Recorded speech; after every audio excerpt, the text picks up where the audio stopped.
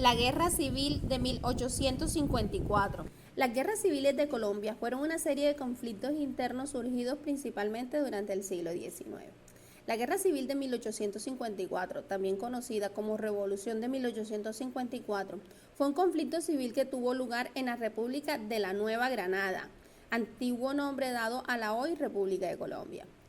Esta fue la respuesta popular respaldada tanto por liberales y conservadores en contra del golpe de Estado orquestado por el general José María Melo el 17 de abril de 1854. Justamente José María Melo es el personaje principal de esta guerra civil al dar el golpe de Estado. Entre las causas que motivaron esta guerra civil está aquella que tenía que ver con el proyecto liberal, que proclamó la supresión de resguardos, ejidos, que eran las tierras comunales destinadas al goce y disfrute del común de la gente, y las barreras proteccionistas para dar paso al libre cambio. Estos cambios causaron tal impacto que dividieron a los liberales en dos. Un grupo denominado Gólgotas que defendían el libre cambio, o sea, estaban a favor de él. Y otros eran los draconianos, principalmente artesanos que defendían medidas proteccionistas, iban en contra del libre cambio. Ellos pedían reformas más de corte proteccionista liderados por José María Melo. La segunda causa fue el enfrentamiento entre diversas fracciones del ejército, aristócratas y sectores de extracción popular. Estos últimos, liderados por Melo y buscando implantar ideas civilistas y democráticas, se aliaron con los artesanos que exigían los aranceles de protección.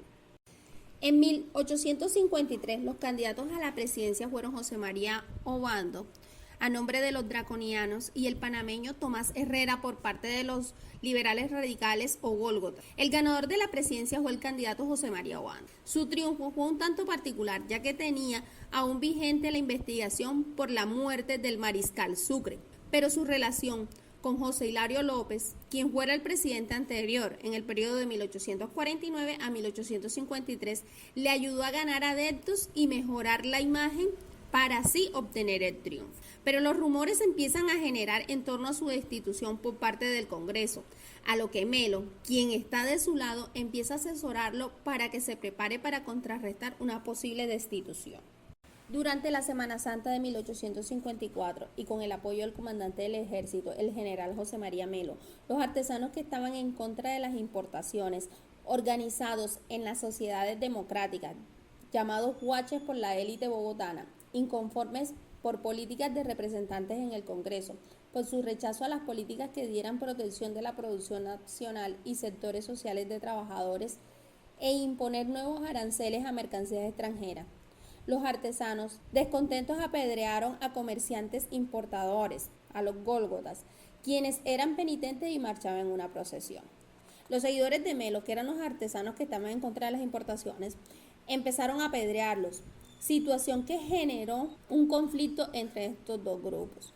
Como retaliación, en contra de Melo se abre una investigación por asesinato, referente a la muerte de un cabo del ejército, al cual hirió años atrás de forma accidental y donde el mismo presidente Obando fue su testigo para declararlo inocente.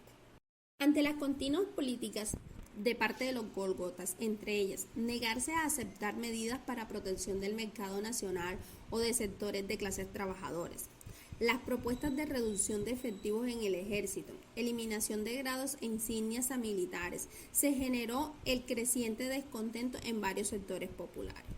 El clima para ese entonces estaba tenso. Cuando está muy cerca la destitución de Obando, Melo le dice a Obando que detenga su destitución a como dé lugar, que cierre el Congreso, que cambie la Constitución y que se declare dictador, a lo cual Obando se niega. ¿Y cómo se niega? Entonces José María Melo inmediatamente dice, yo lo hago. Por eso, toma preso a Obando y a todos sus ministros, cierra el Congreso, clausura la Constitución y se declara dictador. Empieza a promulgar una serie de normas a favor de los draconianos, proteccionistas, donde una de las medidas es permitir el regreso de los jesuitas con el fin de ganarse a la iglesia. Esto hace que los congresistas huyan a Ibagué, la única vez que Ibagué fue la capital de Colombia. Y aquí se empieza a armar la coalición constitucionalista en contra de Melo, comandada por el vicepresidente de Obando, José Abadía Méndez, para intentar retomar el control, lo que dura 8 meses, durante los cuales se empiezan a generar conflictos en diferentes lugares del país. Tres generales liberales, Pedro Alcántara, Tomás Cipriano de Mosquera y José Hilario López, lideran el movimiento en contra de los melistas, empiezan a derrotarlo y con ellos a acercarse poco a poco a Bogotá.